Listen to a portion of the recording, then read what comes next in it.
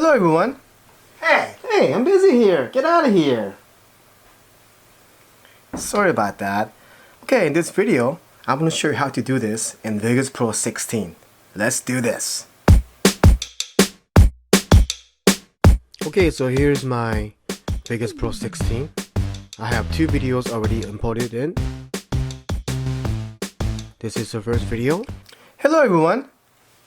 Hey, I'm busy here. Get out of here. Sorry about that. And then this is the second video.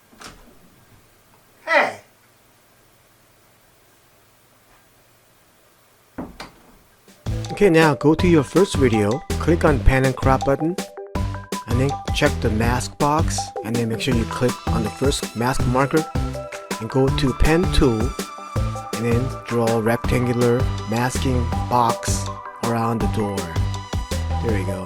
Now go back and click on the arrow button. Now we have to reverse the masking so that it will mask only the door area. Click on the reverse masking button on the bottom.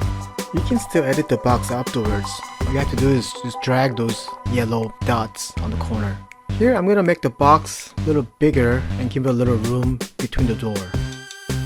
Close the pen and crop window, and that's pretty much it. Since I already synced my video perfectly, when I play it, it's gonna play just right. Hello everyone. Hey, I'm busy here. Get out of here. Sorry about that. If your timing is a little off, you can always adjust the timing by sliding the second video left or right. As you can see, if I move the second video completely out of the picture, you'll see this black hole. So masking is almost like you cut a hole in the first video and you can see the second video through it. It's a very cool effect.